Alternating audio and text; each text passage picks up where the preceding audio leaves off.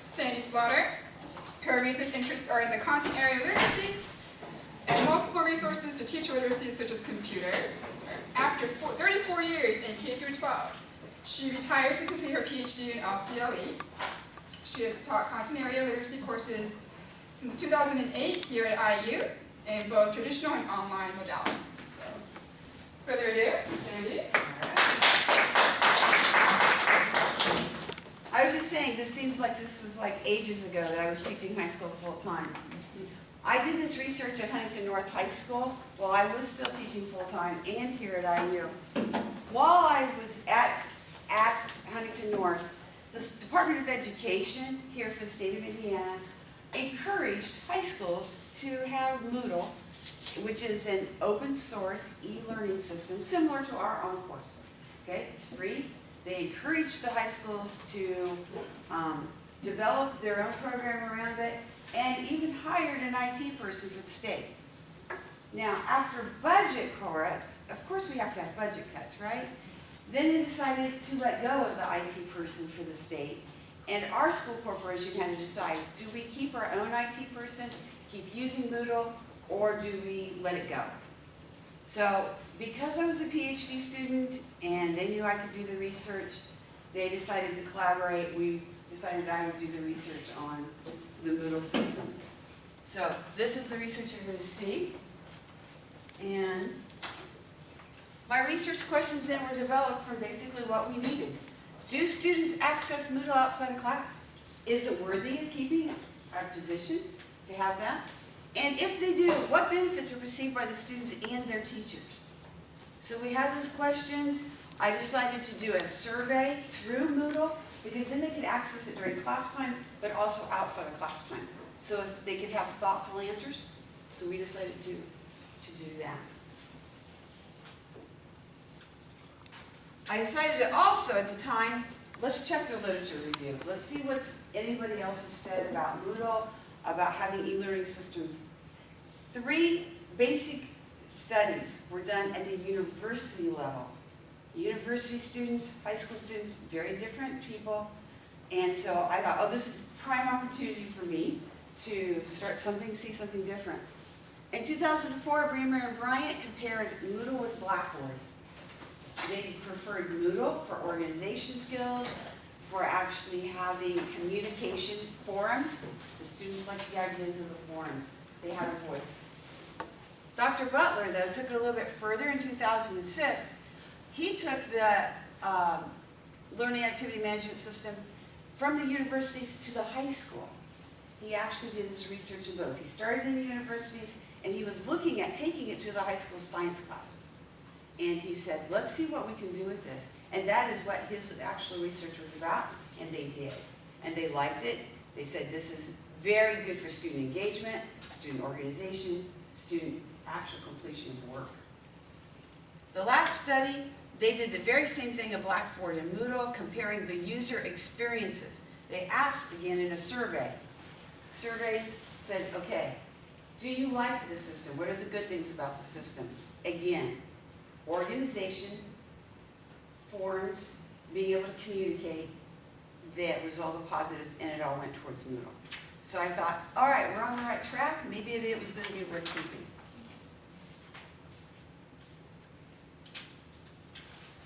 My study, when I started this, Dr. Mikuleski was still teaching at that time. He was my main advisor. He talked me into this. I had no idea what I was getting into. None. 0, and he didn't warn me. There were 1,430 students enrolled in classes utilizing Moodle. That is a huge amount a day. Huge. But, of course, being teenagers, only 477 of them returned their permission slips. All right? Now, I know somebody says, that's a good amount, really. And I'm like, yeah. It is. It's really amazing. And it was at the end of the school year. It was this time of the school year. So they had April and May, and we were getting ready to go into a building renovation. So we were even boxing and changing classrooms at the time. So it was mass chaos. But we did pretty good. And I chose a focus group, Mr. D's English 9 students. 69 of 131, or 53%, returned their permission slips. So I went with that group, had their surveys and their comments, and that was the prime thing that I enjoyed watching him with his students. Make sure I'm okay on time there. 83%. What better could we do? That was like the telltale sign. 83% of the students use Moodle outside of class. Huge amount, huge amount. We asked them, where, how often. They were using it before school, computer lab, school library, during lunch. They would eat their lunches and go to the library and use Moodle there to work on homework. And then in turn, they also was using it at evenings, at home, and at the public library. So if they didn't have it at home, okay, and I'll talk about that in a minute, they were even going to the public library.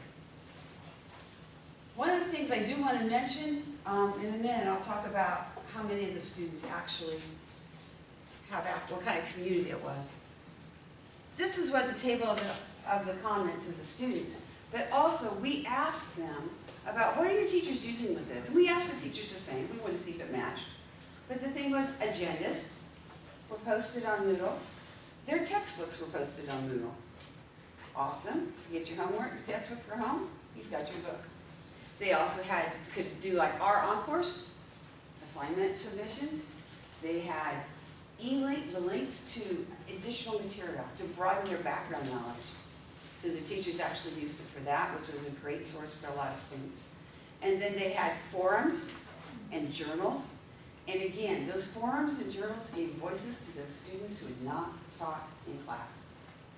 I had students who just out and out said, I won't talk in class, but I will on the forums in Moodle. And they had a voice then. So that was a really nice thing to see, that we were giving voice to some of those students. In turn, the students told us organization, same as the university studies, 58%. 58% organization. I'm more organized. I get I get things. I know where I can find things. I know where everything's at. So that's great. Organized students are usually more productive. Computer skills. This one surprised us.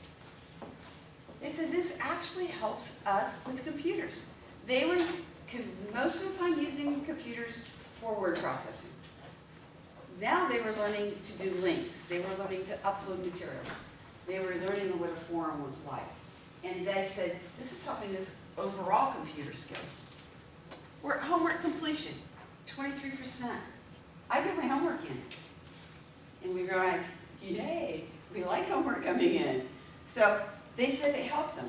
Now, I backed that up, and I was able to triangulate my information by using the teacher's information, saying, are they doing this? Looked at the grade book, yes, they are. So we were able to triangulate the information. Grades, 8% said their grades were up because of Moodle, because of all those things above. And I was able to, being an employee, and the school gave me the rights, I was able to access all their transcripts. And I could look at their grades, I could say, yes, I can verify. We do have, an improvement in grades. Now, there would have been this would have been a stronger study if we would have had the time to take and look at that teacher's actual grade book and compared assignment to an assignment. Here's the Moodle assignment, here's not. We were just comparing the overall grades and if they were improving, but this would have been really strong if we could have said an assignment, a vocab to a vocab, that kind of thing, and shown that Moodle was improving it. Communication. They also could communicate with their teacher.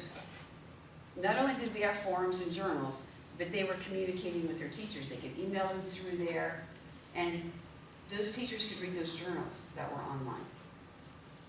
Makeup work. This is one I don't know that any of us had really thought about. We had hoped it would help in the beginning, was makeup work. We have lots of students when they're out. It's time consuming to get them all caught up. This helped because they could access the sources through that. And I had a particular student with a terminal illness say in his comments, I feel like I'm part of the class, because he could partake in the forums. He could actually see the assignments. He goes, I feel like I'm there, which really touched all of us. That made it worthwhile almost just to hear that. Before I move that slide, I want to reiterate one thing. This community is a rural, small-town community, okay? Not as big as Bloomington. It's definitely those rural communities that people talk about. Do they have the internet? 77% of the students had high-speed internet. Okay? Another 16% had dial-up. The remaining 7% didn't have computer access, but I had a student, compared it, no computer access. In her comment, she said, I go to the public library or to our library at lunch so that I can use Moodle. So it wasn't like a wash. I don't have it, I'm not doing it. No, she looks for resources.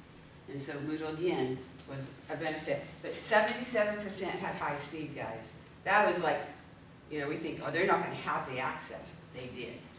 They did.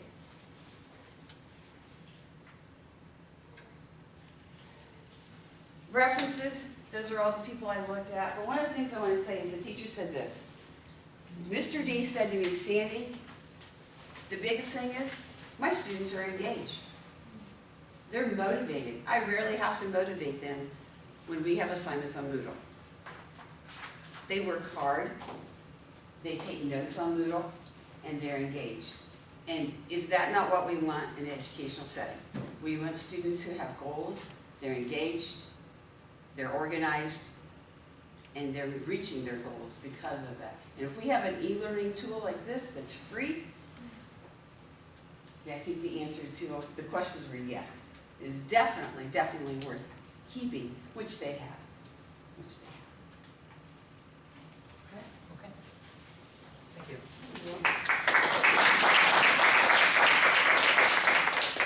And we have some time for a Q&A. Do you have any questions?